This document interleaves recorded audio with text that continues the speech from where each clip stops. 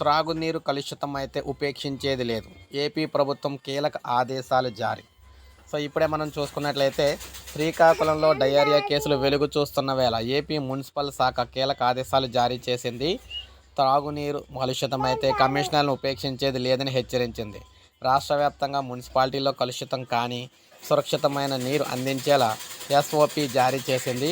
అన్ని మున్సిపాలిటీల్లోనూ త్రాగునీరు పైప్ లైన్లకు సంబంధించి ఈ నేపథ్యంలో మనం చూసుకున్నట్లయితే ఈ విధంగా అన్ని మున్సిపాలిటీల్లో కూడా త్రాగునీటి పైప్ లైన్లు తనిఖీ చేయాలని ఆదేశాలు ఇచ్చింది.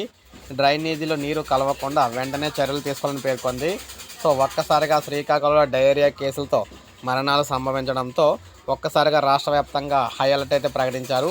ముఖ్యంగా ఏపీలో ఎట్టి పరిస్థితుల్లో త్రాగునీరు అందించేకి సంబంధించి ఏవైతే పైప్ లైన్లు ఉంటాయో ప్రతి పైప్ లైన్ తనిఖీ అయితే చేయాలని, ఎట్టి పరిస్థితుల్లో ఆ నీళ్ళలో ఏ వాటర్ కూడా కలవకుండా ఉండాలని చెప్పేసి చెప్తూ ఉన్నారన్నమాట.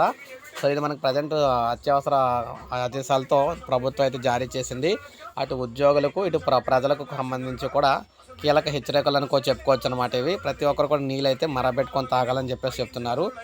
ప్రభుత్వం కూడా నీరు అయితే అందించేందుకు, మంచి నీరు అందించేందుకు అయితే కీలక ఆదేశాలు అయితే జారీ చేసింది అనమాట ఉద్యోగులందరికీ కూడా. ఇది అప్డేట్. ఒక లైక్ చేయండి, సబ్స్క్రైబ్ చేసుకోండి మన ఛానల్.